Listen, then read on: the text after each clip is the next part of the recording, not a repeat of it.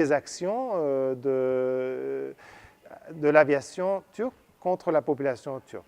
Donc il y a un très grand nombre d'indices qui montrent qu'il s'agit bien des gulenistes qui ont fait ce coup. Fethullah Gülen, dont nous parlons ici, est aux États-Unis depuis 1999, précisément à Pennsylvanie. États-Unis qui ne croient peut-être pas à ces allégations, d'où son refus d'extrader Fethullah Gülen. Est-ce que cette position des États-Unis peut entacher les bonnes relations que vous avez, donc votre pays, avec les États-Unis? Oui, la question de l'extradition est une question très technique. Bien sûr, nous sommes dans des démocraties et l'extradition des États-Unis, de même qu'en Turquie, si on extradait quelqu'un aux États-Unis, est donc régulé et sous le contrôle de l'autorité judiciaire. Donc, les États-Unis, donc le gouvernement américain a demandé qu'on leur fournisse des preuves convaincantes que Gülen est l'instigateur de ce coup d'État manqué. Donc, nous avons fourni les preuves que nous avions, nous pourrons sans doute en fournir d'autres. Donc, c'est un dialogue. Et la semaine dernière, il y avait aussi une délégation parlementaire turque, donc d'ailleurs multipartite, à la fois de la majorité et de l'opposition, qui est allée aux États-Unis pour des contacts avec le Parlement, avec les autorités, pour parler de Gülen. Donc c'est une question qui est en cours.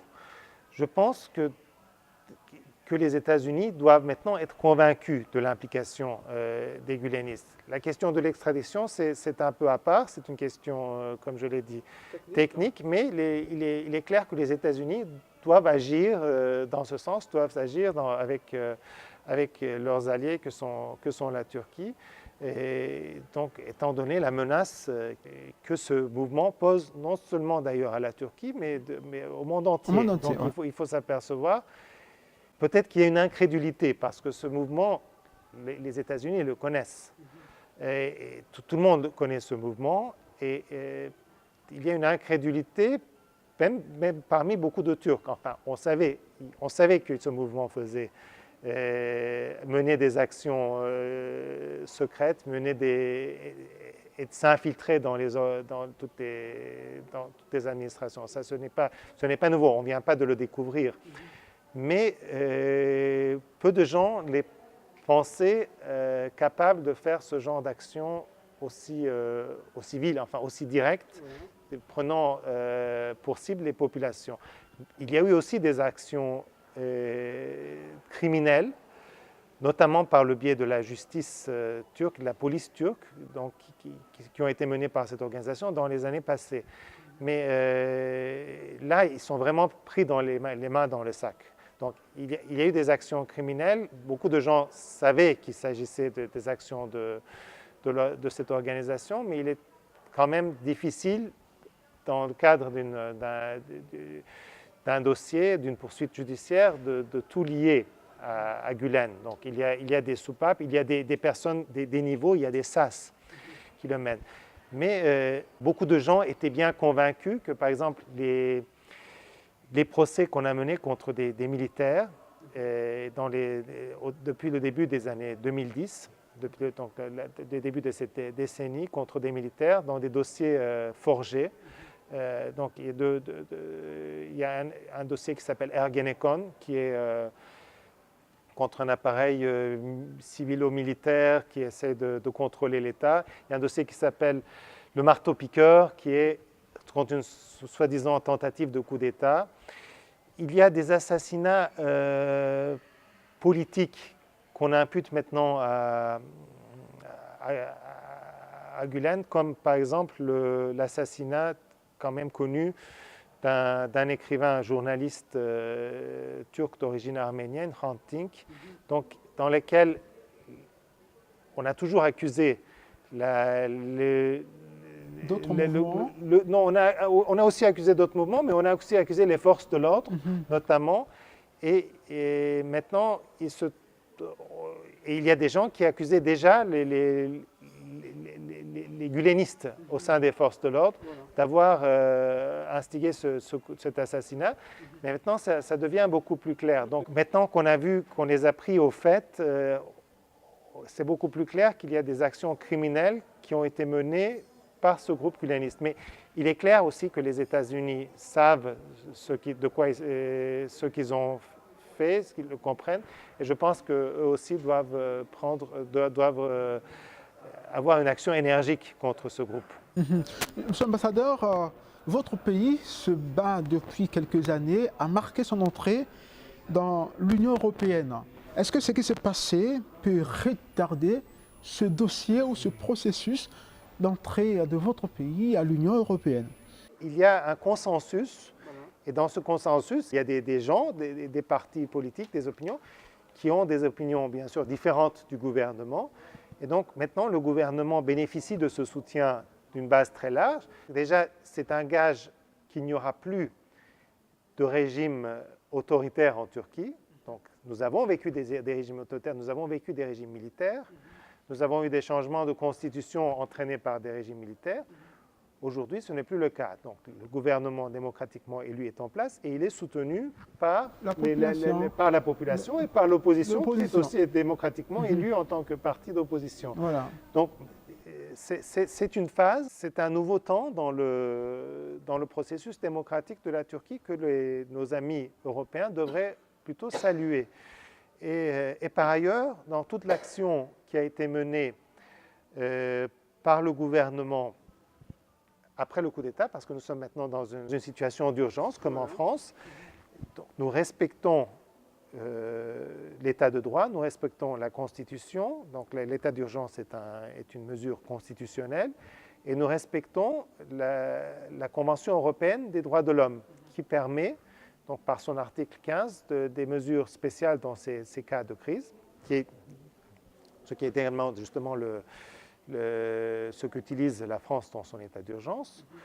Et nous sommes toujours aussi donc, sous le contrôle de la Cour européenne des droits de l'homme. Donc, toute atteinte aux droits de l'homme actuellement en Turquie risque d'être sanctionnée par la Cour européenne des droits de l'homme. Voilà. Et avant celle-là, nous avons aussi un contrôle de la Cour constitutionnelle en Turquie qui a été créée justement pour avoir un remède effectif avant la Cour européenne des droits de l'homme.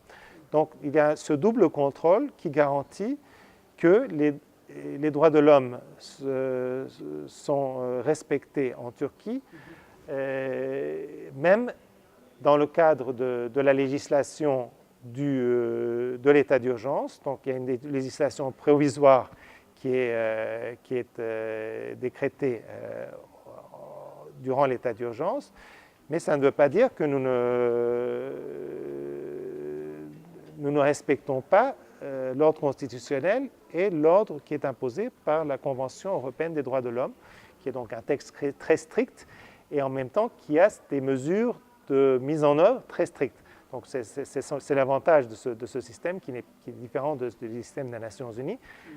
Nous sommes obligés de la respecter, sinon nous sommes sanctionnés. Nous avons des peines, nous avons il y a des sanctions monétaires et il y a un suivi du Conseil des ministres du Conseil de l'Europe. Monsieur l'ambassadeur, avant de passer à une autre question, je voudrais rappeler aux téléspectateurs que la KP dont Monsieur l'ambassadeur vient de parler tout à l'heure, il s'agit du Parti pour la démocratie et le développement, le parti au pouvoir bien sûr. Parlant de coup d'État, Monsieur l'ambassadeur, on se rend compte qu'il y a eu un phénomène d'expulsion ou de purge des agents publics, en particulier les militaires.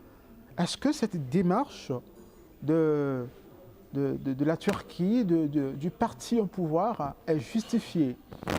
Oui, elle est justifiée parce que nous devons prendre des mesures d'urgence. Donc, on a vu qu'il y avait un nombre quand même très important de gulenistes au sein des forces armées, au sein de la police. Et nous savions déjà aussi qu'il y avait un nombre très important au sein de l'administration civile et au sein de la justice, donc des juges et des procureurs de la République.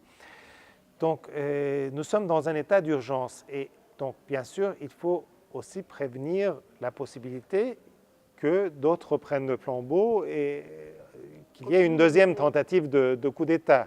Alors que justement, bien sûr, il y a une partie de personnes qui sont directement accusées d'avoir participé au coup d'État, qui sont déjà arrêtées, donc l'instruction se poursuit.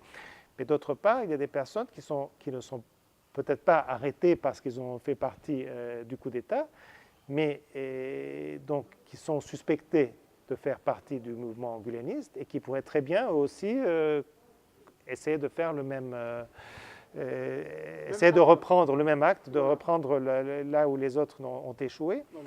Et donc, par mesure d'urgence, nous sommes obligés de faire ces licenciements. Avant de terminer, M. l'ambassadeur, il y a un bon nombre de jeunes Congolais qui iront bientôt en Turquie pour les études.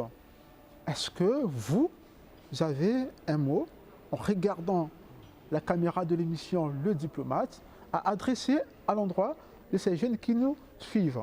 S'ils ont une quelconque crainte pour aller dans un pays comme la Turquie, je voudrais les rassurer, bien sûr. Donc, la Turquie a repris, enfin, les choses ont repris leur cours normal. Maintenant, je ne vois pas de menaces particulières envers nos jeunes amis qui vont partir comme boursiers ou comme universitaires sans bourse en Turquie. Je crois qu'il faut être vigilant envers cette organisation. Donc, j'ai bien dit qu'elle était présente dans 160 pays.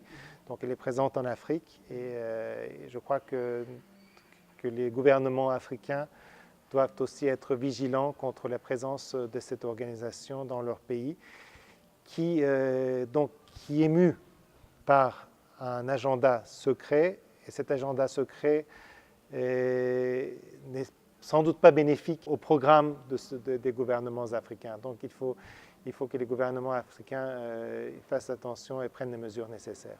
C'est votre mot de fin. Merci, Monsieur l'ambassadeur, une fois de plus, d'avoir répondu à notre invitation. Merci à Pefaco Hôtel Maya Maya, notre partenaire qui nous donne cet espace, rien que cet espace.